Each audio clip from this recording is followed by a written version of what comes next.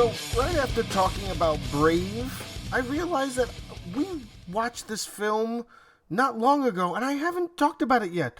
I finally got to sit down with a film that came out back in, I want to say December, maybe October, sometime around the end of last year. The new Disney Pixar film Soul came out, and I totally forgot that we watched it pretty recently. So I hadn't done an entry for it. So we're gonna talk about it today. I just thought to me it was a film that I wasn't expecting to be as good as it was. I didn't go into it thinking it was going to be bad or anything. It's one of those films that when you see, like, say, a trailer for a film, sometimes they'll say the trailer gives away basically the entire film. I'm going to be 100% honest. The trailer for this film is really nothing in comparison to what the film actually is. Like, there's a whole segment. Well, let's get into the synopsis first. So basically, this musician who's, he's getting older, he teaches in a junior high school band or whatnot, but he's very talented. And he finally gets a gig that should really kickstart his career because his career hasn't, like, kickstarted yet. He hasn't gotten the big break that he needs.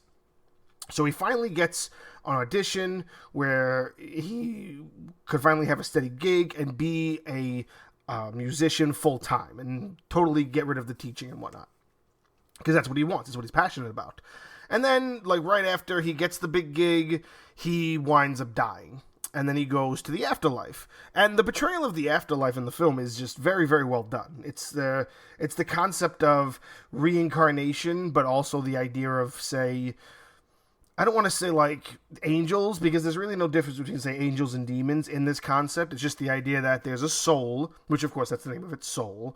So you have a soul, and you either are a brand new soul, or you're an old soul that goes back if you feel that you're not fulfilled yet, or something, if I remember correctly. That's how, if you die and your soul goes back to the afterlife, that's how you can get to go back to Earth and be a body again. But there are still the creation of new souls regularly. So they make new souls, they recycle souls, but then you also have the people who stay behind after they die, and they decide to help the newer souls and kind of keep the wheels turning on this machine that is the afterlife.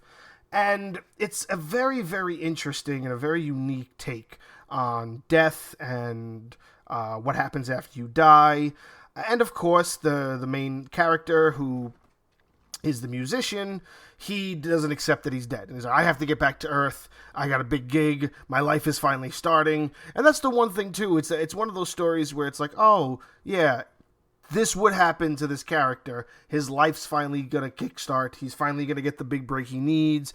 Oh, no, he's dead. So that's a very common thing. It's a very unfortunate kind of event that happens in a lot of films, but you never see it from this angle where somebody is really, like, fighting to get back to it, to really, like, try to, like, not be dead. And they have a way where he's not dead. So it's this whole string of antics where him and another soul that tries to help him get back to Earth and get into his body again. And there's a bit of a mishap where instead of going into his body, he goes into the body of a cat. And then the soul that's helping him goes into his body. And he tries to teach that soul about life because that soul's never seen anything outside of the afterlife. And so she learns what it is to be a human, while this guy learns what his life is from the perspective of being on the outside as the cat, and nobody realizes it's him. So it's got a lot of antics. It's a really, really fun film to watch. Its ending is, of course, one of those things where it's like, oh, this is, heartfelt. It's got this, really warm, fuzzy ending, which it's fitting for a Pixar film. I do have to say that I thought it would have been better if it went to, I guess, a slightly different route, but I did enjoy that ending, in, the What If universe, where what if these films ended a different way than how they actually end, I would have just said, okay, let him pass on, but, it has to be a Disney film, has to be a Pixar film, everybody has to have a happy ending. And it's still a good ending. It's not bad. And it's got a tremendous cast in it, too. It's got Jamie Foxx voicing the first lead role, Tina Fey first and the second. It's also got actors like Graham Norton, Alice Braga, Felicia Rashad, or Rashad, I should say, actually. Richard Ayoade, all these people that you recognize, but you won't recognize their voices, so you got to kind of look it up. I remember I was listening to one, and I looked it up, and I went, "That Angela Bassett?" And I looked it up, like, "Oh, that is Angela Bassett." So it's got a lot of people in it doing the voice acting, and it's a very good film. It's a very good story, and it's just in this long line of really, really good storytelling that Pixar is doing and Disney is backing, and just this universe they're creating of really good storytelling concepts that are outside, like I said in the my entry about Brave, Disney really stepping outside of his boundaries and not just doing straight up musicals. This is another perfect example of that. Not everything has to have a soundtrack, has to be a musical, has to go on Broadway. You can make good stories out of these concepts. Films like Brave are good examples of that. Films like Wreck-It Ralph and Toy Story, all these films are really good example of films that don't need big musical numbers, big songs, popular music to really let it be noticed and let it be recognized as a good story. And I'm not going to say that that's not me shitting on musicals either. I love musicals, and I love all of the other musical films that are coming out from Disney. I said it in the Brave entry. I think Frozen 2 is a superior film over the first Frozen, but they both have soundtracks that got vastly popular. Moana has a great soundtrack. Aladdin has a great soundtrack. The Lion King has a great soundtrack. You can have these films that have great soundtracks, but this idea of them stepping out of that realm and just doing good films like this and really stepping out of boundaries into other things and kind of trying to explain them. Because here's the other thing. This is a good film to kind of give an explanation or a different way of, say, trying to express to your kids what happens when you die. I know that's really hard, and a lot of the times parents will get that question from their children because children are curious. They're going to want to know, if, say, grandma passes away or if an uncle gets into an accident, they're like, "Oh, Daddy, how does this happen? Where is he now?" Soul is a perfect film to give them and just be like, do you know how in Soul, you can explain to the kid, you know how in Soul where the man goes and meets all these other dead famous people? Well, your Uncle Tommy, he's up there too with all of them. And maybe he'll come back and be somebody else, or maybe he'll go... I mean, again, that's also if you don't want to say... teach them about the concept of, if you're not religious and you don't want to teach them the concept of heaven or hell or any of that stuff. And that's the thing with this film. It doesn't have a counterbalance of, say, there's a good area or a bad area. It's all the people are in one area, and there's the idea of a good soul or a bad soul, or just in general how the soul is created or how the soul chooses to pass on. The only real bad area is this real desolate like desert area where it's shrouded with these really creepy looking things, and that's where the lost souls go. So this limbo where all the lost souls are traveling around, that's kind of the only counterbalance, because if you're considered to be a lost soul, then you get lost in this giant desolate area. So that makes sense, and that's a good way of explaining those things. And I feel like there's always a hidden message when it comes to these films. Like I said, Frozen is about sisterly love or sibling love, and then Brave is about, mother and daughter love, parents' love for their children, and then Inside Out is about, there's always that meme that goes floating around, they did Cars. Oh, what if cars have feeling?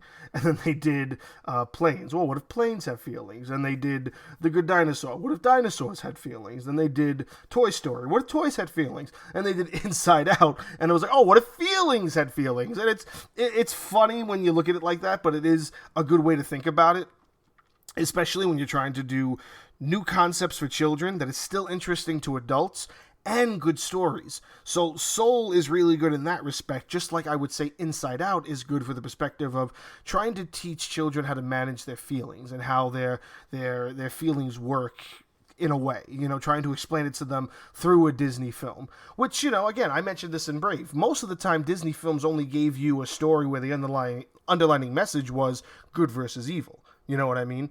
Lion King's good versus evil. It's basically the story of Hamlet. Beauty and the Beasts, the overcoming of obstacles, but still being technically good versus evil, and being love triumphing overall. And then you have, Aladdin, good versus evil, but also, upcoming poor versus, the rich. It's many, many underlining things in Aladdin. And there's also many underlining things in various other things, other films from Disney, but it's just nice that they're pushing these boundaries outside of that and giving you these other perspectives while still creating, I don't want to say new concepts, but just taking concepts and reimagining them in a way that makes the portrayal that they're giving really good. Because I'm not going to say that this is the first time I've ever seen the concept of reincarnation or the afterlife portrayed in this kind of fashion. Right off the top of my head, I'm thinking of a film from the 90s, Defending Your Life, with not Mel Brooks, something Brooks, curly-haired Jewish guy. You'd probably recognize him if you heard it. It's definitely not Mel Brooks. It's something Brooks, though.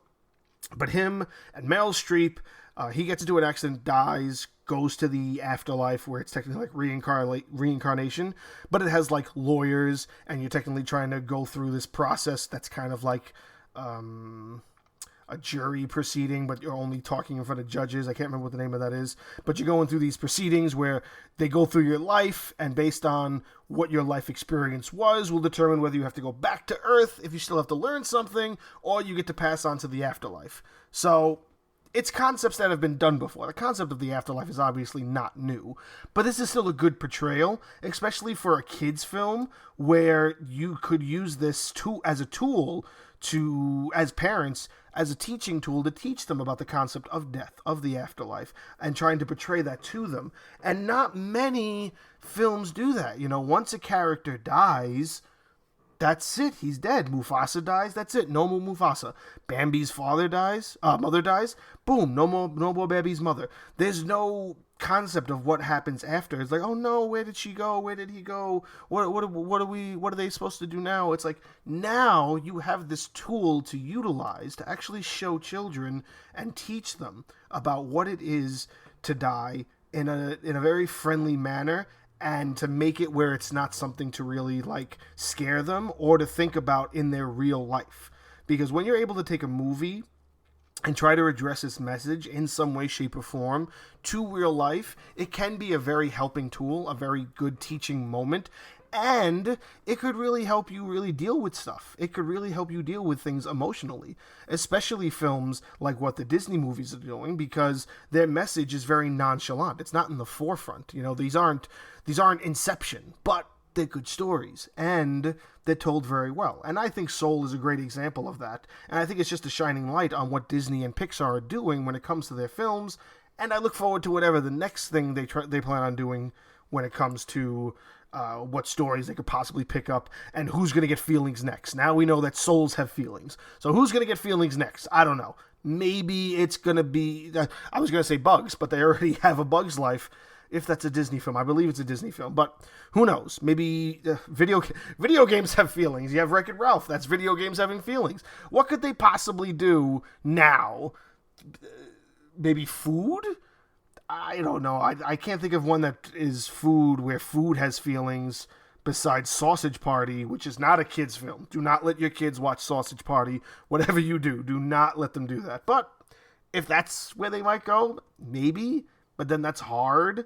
You know what I'm saying? Even like the idea of household appliances. That's The Brave Little Toaster. Household appliances. What if household appliances had feelings? Like cars, planes, all these films where it comes to what has feelings. So I'm really interested to see, at this step where they are, what the next thing that has feelings is going to be. I could only imagine.